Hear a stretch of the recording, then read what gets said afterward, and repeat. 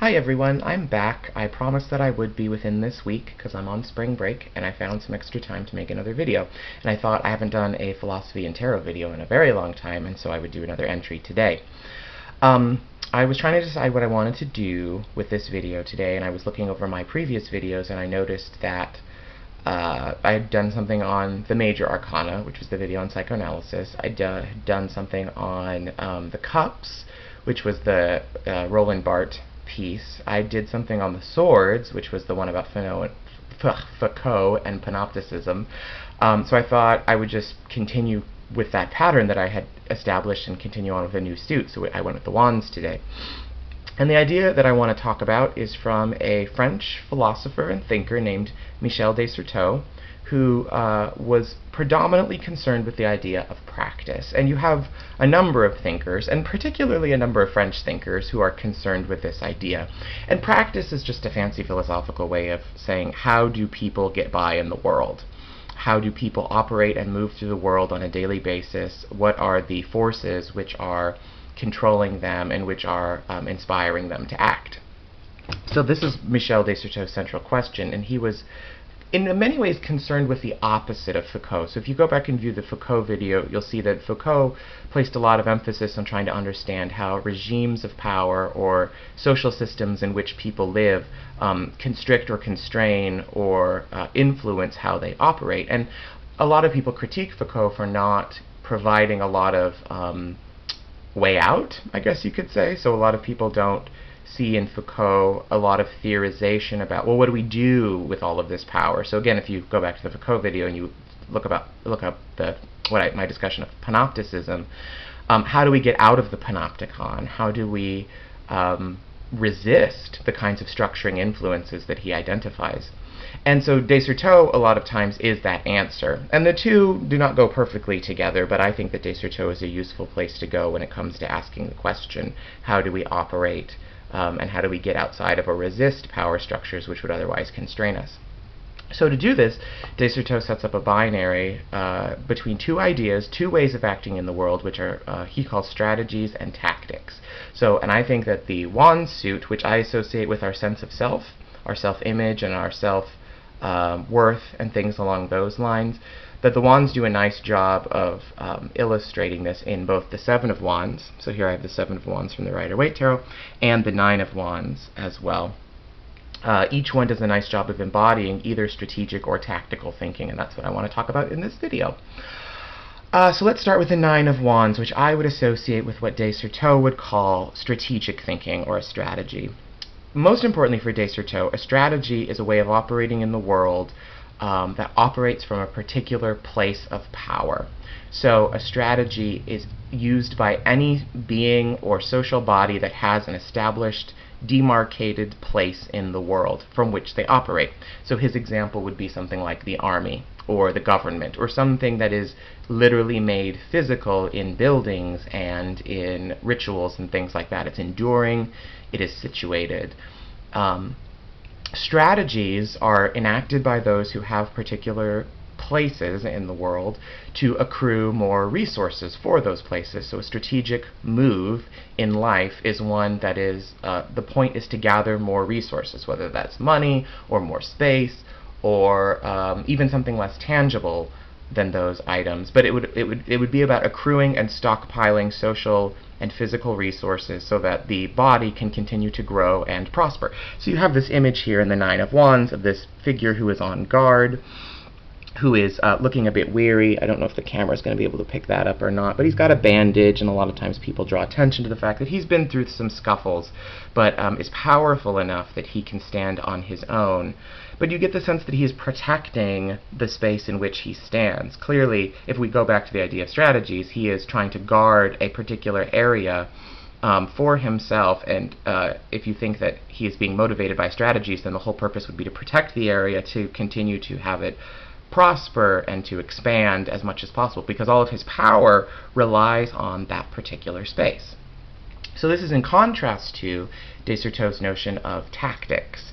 A tactical move, so if a strategic move privileges space, a tactical move privileges time. And de Certeau is really big on space and time. He thinks that's a very helpful axis to use. So this is how he distinguishes between them. A tactical move operates on the basis of opportunity. So if a strategic move is all about planning, carefully planning to gather more resources and to accrue more space and more money and more followers and things like that, a tactical move is based on none of those things. It is based on seizing an opportunity and gaining power in the moment. So it can't be planned. One of the things about a tactical move is that you have to take advantage of what's going on in the situation itself, and the correct operation in that situation can accrue you a great deal of power if you play your cards correctly, which is kind of funny to think of since we're talking about tarot. So a tactical move is based on opportunity.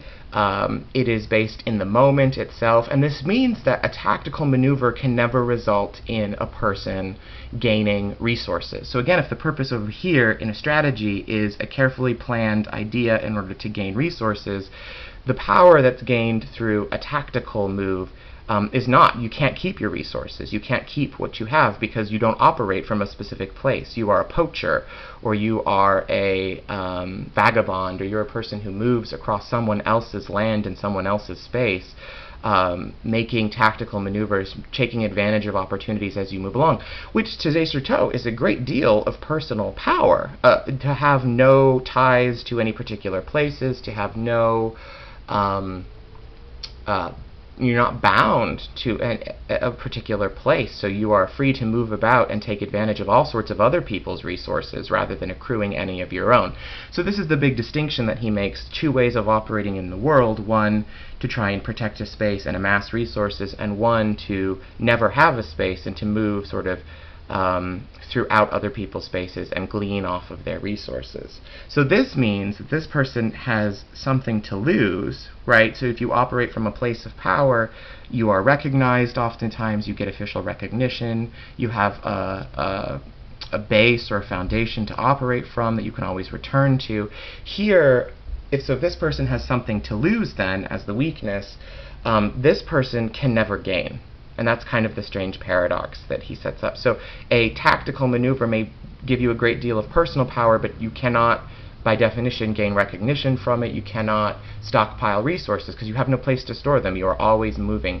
And all of this, of course, is metaphorical, right? So you don't have to, a strategic move doesn't have to be a physical location. It can simply be social recognition, that you have a foundation in society and a place from which to operate. And this person does not have that. So both sides have their strengths and weaknesses. De Certeau is sort of famous for saying that tactics are the art of the weak. So traditionally, strategies are used by those who are strong, who can establish a place for themselves, and tactics are used by those who, if they're not strong enough to establish a place for themselves, can at least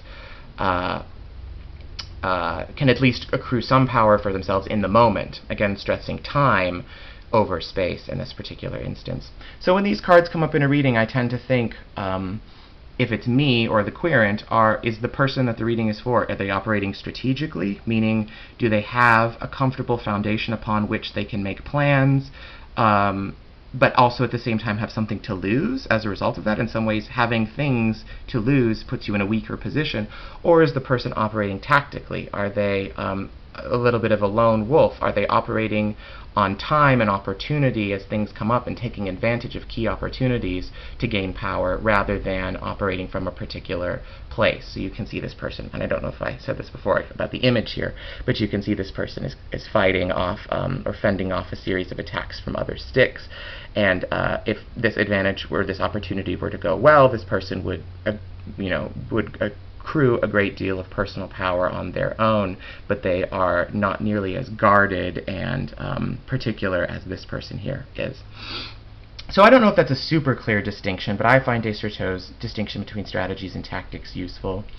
He does have a chapter that I think is a very useful illustration. Authors in literature operate from a place of strategy. So they write the book, they have every reason to protect the book, they put copyrights on the book, they want to make sure that their meaning is the one that is taken by readers. So they are completely invested in a strategic mode of thinking. They have resources, and the whole purpose of using those resources is to accrue more resources, selling the book to make money.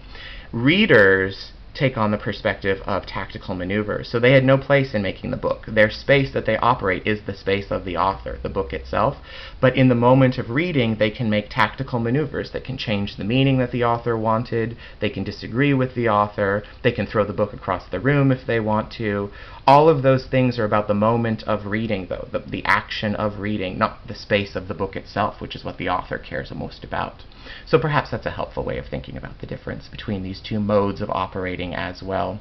And again, I like to associate this with the wands because to me the wands are ourselves. They're our sense of self. And so these are ways that we act and operate, not necessarily ways that we think, not necessarily ways that we relate, not necessarily the ways that we are physically, but these are the ways that we conceive of ourselves and think about our self-concept.